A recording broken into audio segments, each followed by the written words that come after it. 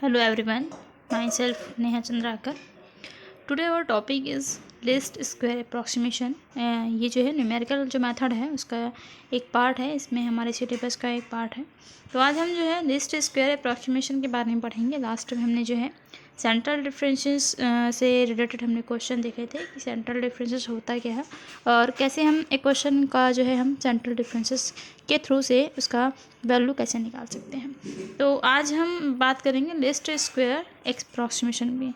तो सबसे पहले हम जान लेते हैं कि ये होता क्या है। तो जो least approximation are the most commonly used approximation for approximating a function f of x which may be given in tabular form और known explicitly over a given interval. In this case, we use the Euclidean norm. The best approximation in the least square sense is defined as that for which are the constant। यहाँ पे ये बोला जा रहा है कि list square जो approximation है उसमें जो है कि एक मोस्टली हम लोग बहुत ज़्यादा यूज़ करते हैं अप्रोक्सीमेशन मेथड के लिए, जिसमें हम एक फंक्शन का है ना, जैसे कि फंक्शन अगर हम एफ ऑफ एक्स का एक फंक्शन ले लिए तो ये जो है टैबुलर फॉर्म पे या फिर एक्स जो है इसका एक्सप्रेशन जो एक्सप्लिसिटी जो है एक इंटरवल के फॉर्म पे हो। जैसे कि आप देख रहे हैं यहाँ पे एक टैबुलर फॉर्म पे होता है, हम इसको एक्सटेंड करेंगे तो जो है आगे ये एक्सटेंड होते जाएगा। तो ये टैबुलर फॉर्म या फिर इंटरवल फॉर्म पे रहता है, उसको हम एक्सटेंड करते हैं। इन दिस केस इसमें जो है क्या बोलते हैं यूक्लिडियन नॉर्म है ना। जैसे कि आप यहाँ पे नॉर्म ऑफ लेके चलते हैं तो एक जो है यहाँ पे क्या मिलेगा आपको यूक्लिडियन नॉर्म के फॉर्म में मिलेगा, जिसमें हम जो I is equals to 1 2 0 2 up to n so one लेते हैं, तो उसमें भी यहीं पे जो है यहाँ पे हम इसको यूज़ करते हैं। तो आगे देखते हैं इसमें क्या बोला गया है। Ci where I is equals to 0 1 2 up to n are determined so that the aggregate of wx into यहाँ पे e to power x over a given domain is as small as possible where wx is greater than 0 is the weight function for the, यहाँ पे जो wx दिख रहा है आपको वो weight function है for function whose values are given at n plus 1 points x0 x1 up to xn and we have, यहाँ पे आपको जो फंक्शन दिखेगा इस फॉर्म पे जिसमें जो है C0 और यहाँ पे क्या दिख रहा है आपको C1 अप टू Cn तक चला जाएगा। यहाँ पे आपने जो Cn दिया है वो कांस्टेंट है। W जो है आपका वेटेड फंक्शन है, आपको जैसे कि यहाँ पे दिख रहे हैं। आपको जो है इस तरीके से इसको जो है एक्सटेंड करते हुए आई इज इक्वल्स टू की जो भी आप फंक्शन पे ले रहे हैं ना, तो यहाँ पे जैसे कि के ले लिया गया वेटेड फंक्शन पर के टर्म्स तक ले लिया गया, तो यहाँ पे k is equals to 0 to up to n तक लेना है और ये हमारा जो है फंक्शन रहेगा। तो ये जो है एक्सटेंड करना। और आपको एक चीज़ बताऊँ, यहाँ पे आप देखेंगे ये जो है ना, इस चीज़ का ध्यान रखेंगे कैसे हम इसको एक्सटेंड करते जाएंगे। तो स्टूडेंट आपको क्या करना है, यहाँ पे आप देखेंगे है ना, इस फंक्शन में जो है आप देख रहे हैं ये वाला terms square is equals to minimum और 5x is equals to x power यहाँ पे है आई। यहाँ पे आप जैसे कि देख रहे हैं 5x, तो यहाँ पे जो हमने जो अनदर फंक्शन लिया 5x, वहाँ पे जो है x की पावर आपको दिख रहा है i है ना। उसी तरीके से जो आपका वेटेड फंक्शन है, अगर उसको हमने 1 ले लिया तो नेसेसरी कंडीशन और x i या फिर जो है x ले सकते हैं to have a minimum value is. तो मिनिमम वैल्यू निकालने के लिए जो हमने आई यानी कि जो हमारा इंटरवल है उसमें हमको क्या करना है, इसका पार्शियल डिफरेंशिएशन जो है आई के रेस्पेक्ट, आई यहाँ पे आप देंगे एक बार 0 और एक बार 1 लेना है आपको। वो जो है इसका जो पार्शियल डिफरेंशिएशन है उसको जो भी वैल्यू आएगी उसको हम 0 के एक बार लेके चलेंगे। और यहाँ पे आप जैसे कि देख रहे हैं जितने भी आपके पास कॉन्स्टेंट है, अगर 2 कॉन्स्टेंट है यानी कि 0 और 1, तो आपको 0 और 1 के लिए यहाँ पे पार्शियल डिफरेंशिएशन करा करके उसकी वैल्यू लेकर के आनी है। उसके बाद जो वैल्यू आएगी इस फंक्शन के वो हमें देखना है। तो इसके लिए आइए हम देखते हैं कि हमारा जो है यहाँ पे एक एग्जांपल लेते हैं हम, और उसके बाद हम देखेंगे कि कैसे हम जो है एक लिस्ट स्क्वायर अप्रॉक्सीमेशन मेथड के थ्रू से ये वैल्यू निकाल लेते हैं। यहाँ पे हम बात करते हैं आगे, जिसमें है this gives a system of n+1 linear equation in n+1 unknowns C0 C1 up to Cn. This equation are called normal equation. The normal equation for x1 up to and xi become respectively x के लिए और xi के लिए जो हमारे पास equation है यहाँ पे आप देख रहे हैं ये k है, यहाँ पे i is equals to k है, यहाँ पे आप जो है यहाँ पे n भी ले सकते हैं तो ये के लिए यहाँ पे देख रहे हैं सिंपल फंक्शन के लिए नॉर्मल इक्वेशन है। तो ये नॉर्मल इक्वेशन को आप याद रखिएगा, इन दोनों के बेस पर ही आपका क्वेश्चन सॉल्व होगा। तो आइए देखते हैं हम यहाँ पे जो है क्वेश्चन क्या होगा। अब हम एक क्वेश्चन ले लेते हैं इसके लिए।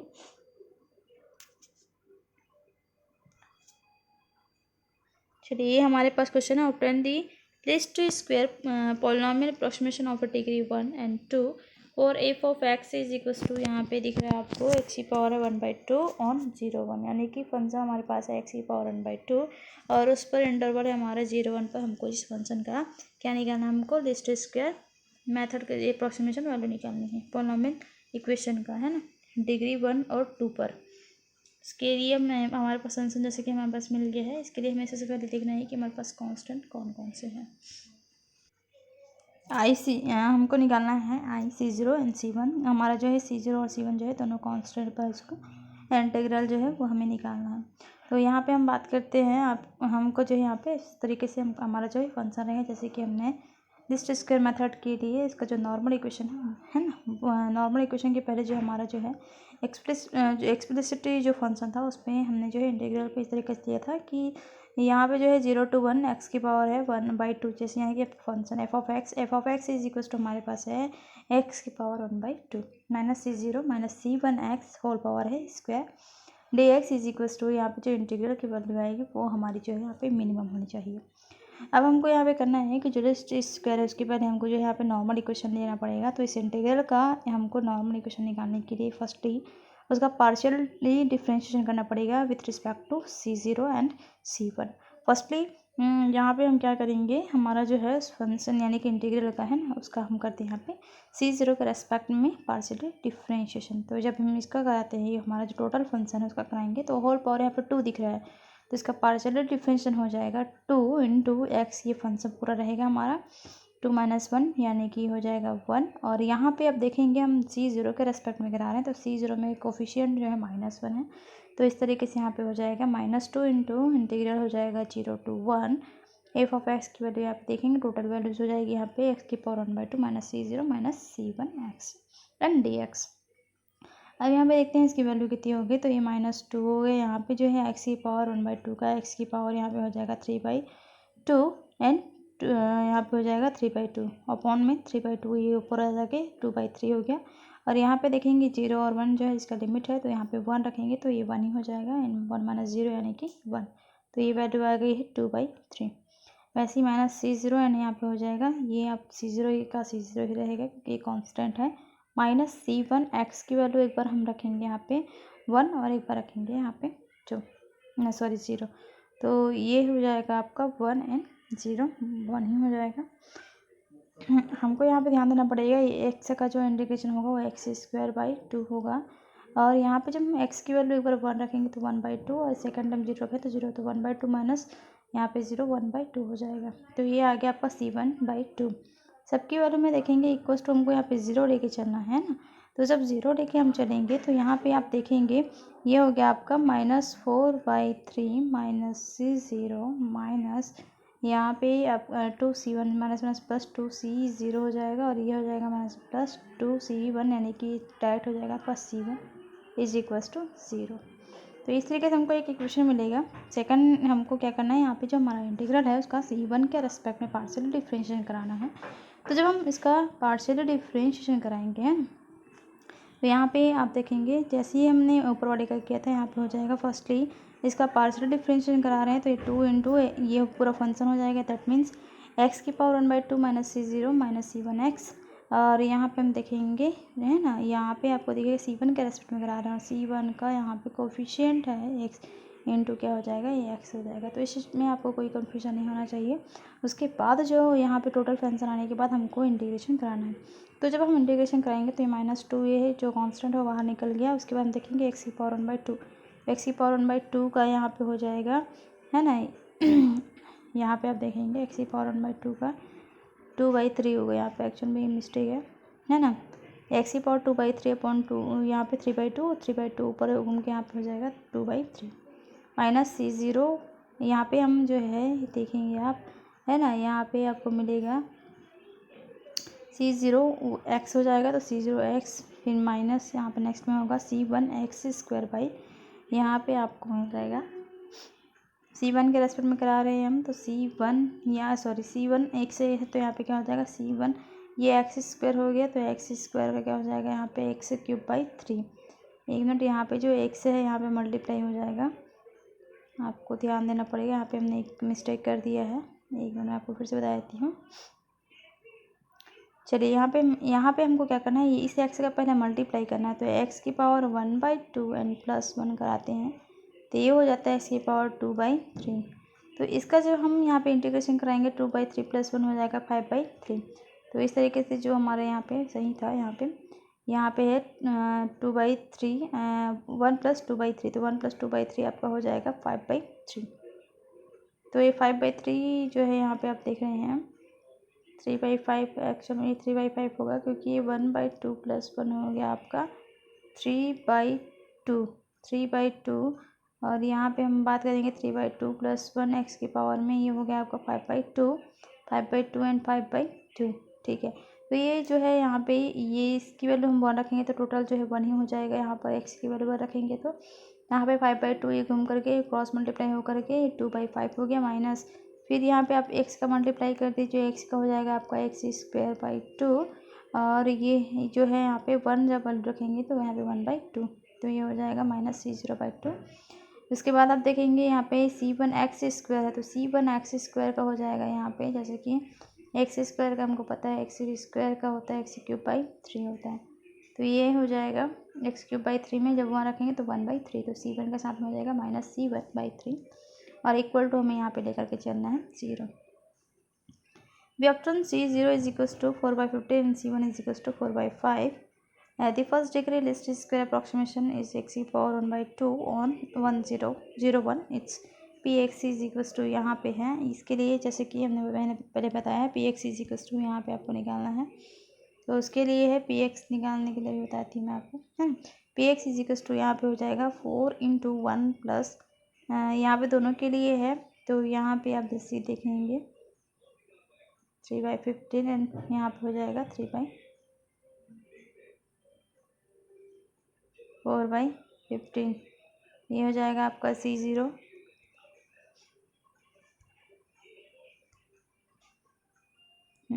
एक्स की पावर यहाँ पे है P के लिए हो जाएगा C0 और C1 x।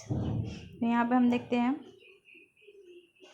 C0 और C1 की वैल्यू इतनी कैसे आई है, तो यहाँ पे हम एक बार इसको यहाँ पे देख लेते हैं हमारे पास जो इक्वेशन आया है वो कौन कौन सा है। तो ये 2 उधर 0 का सेट चला गया, फर्स्टली ये हो गया हमारे पास।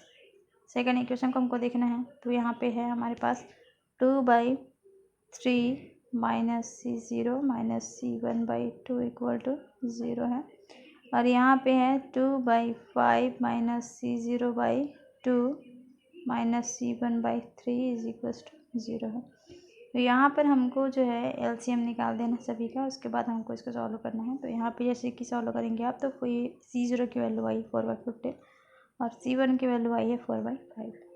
तो यहाँ पे ये वैल्यू आ गई है, उसका जो लिस्ट है ना, फर्स्ट जो डिग्री है उसका लिस्ट स्क्वायर अप्रोक्सीमेशन का फंक्शन x की पावर 1/2 का इंटरवल यहाँ पे 0-1 के लिए हमारा जो है वो Px है ना, फर्स्ट अप्रोक्सीमेशन में Px = यहाँ पे है C0 प्लस यहाँ पे आपको मिल जाएगा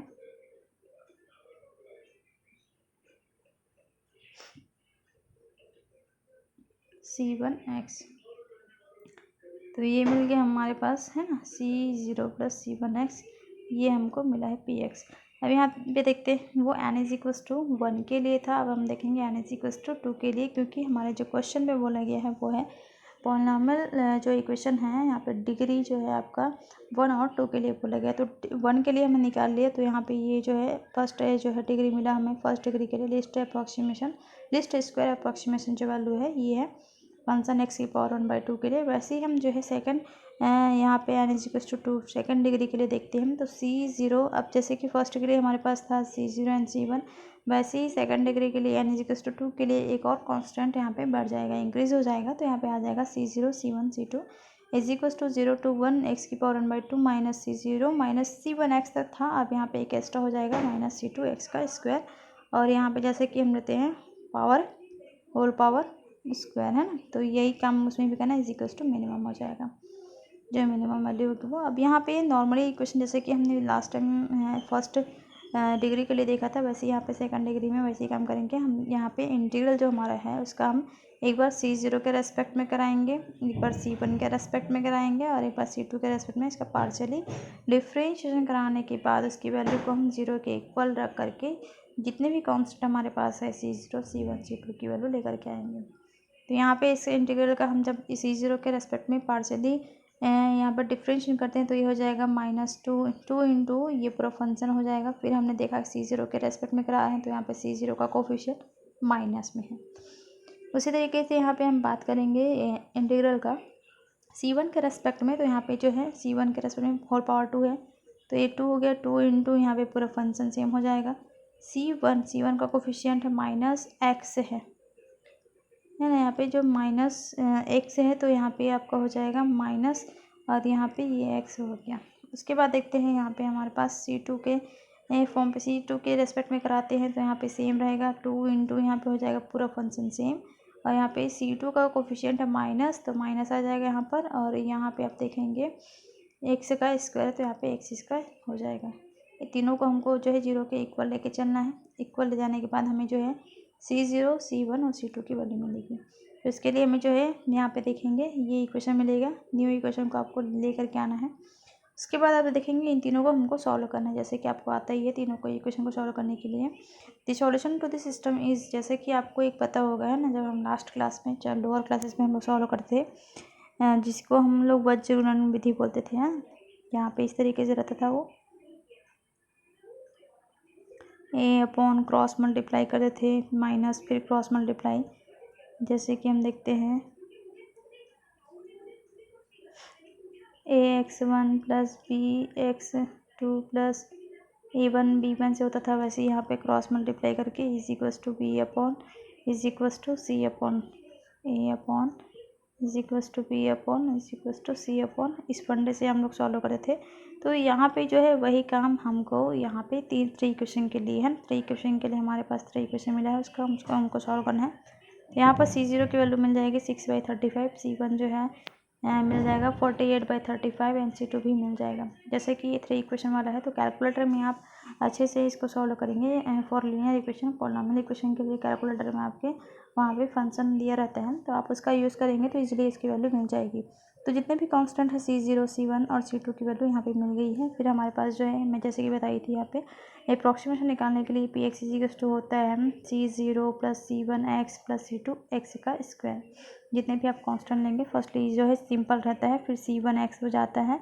अगर और भी कांस्टेंट आपको जितने डिग्री के लिए ये जो है 1 डिग्री के लिए है जैसे कि आप देख रहे हैं, और यहाँ पे 2 डिग्री के लिए जो है नेक्स्ट यहाँ पे क्या बन जाएगा C2 एंड x का स्क्वायर। तो यहाँ पे उन सभी की वैल्यूज़ को यहाँ पे पुट कर देना है। तो इस तरीके से आपका जो है लीस्ट स्क्वायर अप्रॉक्सीमेशन जो है इस फंक्शन के लिए मिल जाएगा। तो यहाँ पे जैसे कि हमने देखा लीस्ट स्क्वायर अप्रॉक्सीमेशन जो हमारे पास यहाँ पे है इस फंक्शन x की पावर 1/2 के लिए हमारे पास निकल गया। तो आपको ये केयरफुली सॉल्व करना है जैसे कि हमने यहाँ पे सॉल्व किया हुआ था। फर्स्टली आपको उस इक्वेशन का यहाँ पे उसके लिए जैसे कि आपने 1 डिग्री के लिए निकाला तो यहाँ पे 1 डिग्री के लिए 2 कांस्टेंट लेकर के उसको फंक्शन तैयार करना है, उसका पार्शियली डिफरेंशिएशन निकालना है उसके कांस्टेंट के रिस्पेक्ट में।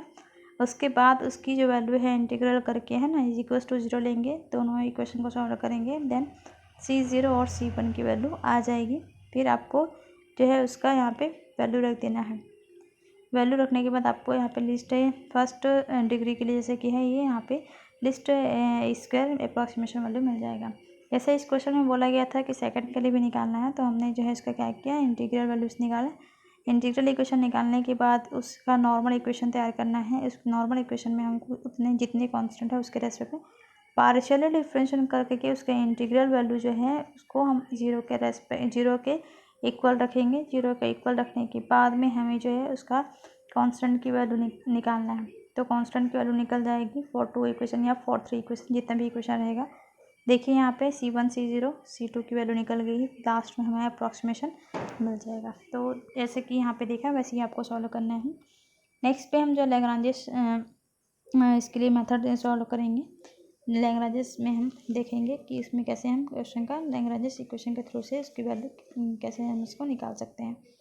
तो आज हमने देखा है लिस्ट स्क्वायर अप्रॉक्सीमेशन मेथड से हम उसको एक फंक्शन का वैल्यूज़ कैसे निकाल सकते हैं।